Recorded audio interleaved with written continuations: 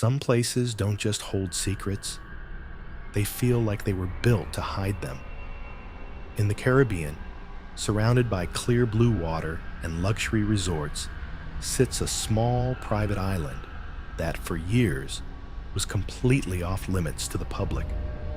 Officially, it was called Little St. James, but most people know it by another name, Epstein Island. And according to flight logs, witness accounts, and later federal investigations, some of the most powerful people on Earth traveled there. Politicians, billionaires, celebrities, royalty. Yet what exactly happened on that island remains one of the darkest, unanswered questions in modern history. Because when authorities finally gained access after Jeffrey Epstein's arrest, what they found and what they didn't find raised even more questions. From the air, the island looks like paradise. White beaches, palm trees, luxury villas, private docks.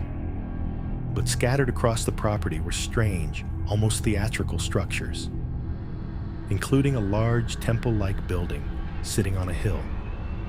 Visitors described it as bizarre. Bright blue dome, golden accents, no clear religious purpose. Some staff said it was locked most of the time. Others claimed it had surveillance equipment inside. And rumors quickly spread online that the structure might have concealed hidden rooms or tunnels. No official report confirmed those claims. But the mystery only deepened when satellite images and photos revealed construction activity that had never been publicly explained.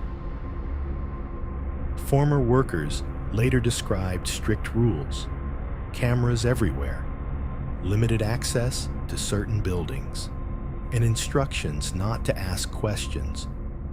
Some said Epstein controlled movement on the island so tightly that even staff didn't know what was happening outside their assigned areas. One former employee claimed there were entire sections they were never allowed to enter.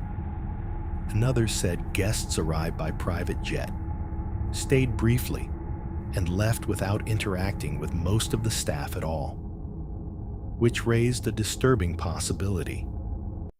Was the island designed for privacy or secrecy? After Epstein's arrest in 2019, federal agents executed search warrants on the island. Photos later showed safes, computers, cameras, and documents being removed. But officials released very little detail about what was actually found. And that silence fueled speculation. Because by the time investigators arrived, Epstein had owned the island for over 2 decades. Anything could have been moved, destroyed, or hidden long before authorities got there.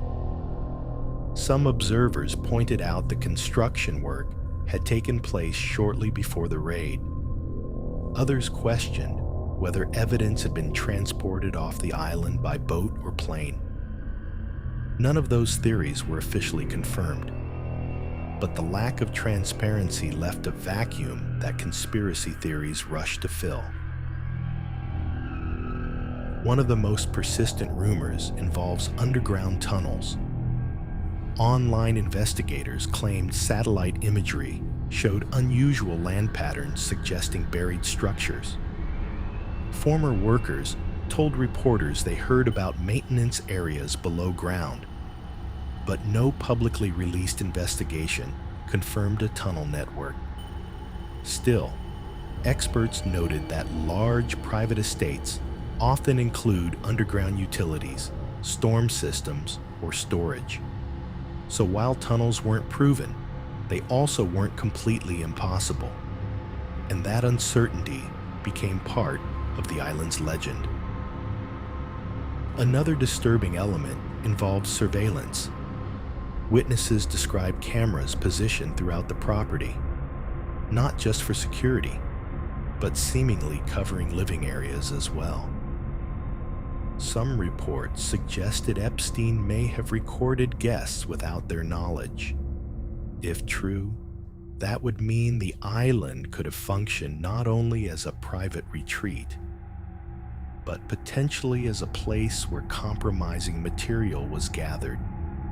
Officials never publicly confirmed the existence of such recordings, but investigators did seize electronic equipment, and the possibility that sensitive footage existed and might still exist has haunted the case ever since. Then there's the question of why so many people associated with Epstein were never fully investigated. Flight logs showed numerous high-profile names traveling on his planes. Some said they had no knowledge of wrongdoing. Others denied visiting the island at all. Without comprehensive public disclosures, the full picture remains unclear, which leaves a lingering suspicion that the island was connected to networks far larger than one individual. After Epstein's death in jail, attention shifted again. Because if he was the central figure, and he was gone, who could provide answers? Who knew everything that happened there? And what happened to any evidence that might still exist? The island itself was eventually sold to new owners, but the past can't be erased so easily. Investigators, journalists, and independent researchers continue to piece together fragments of information. Yet many key questions remain unanswered. Why was such extreme privacy necessary? What was the true purpose of certain buildings? Did authorities recover everything that was there? And perhaps most unsettling of all, were there people who benefited from the truth never fully coming out? Today, the island still sits in the Caribbean sun, beautiful, quiet, seemingly peaceful.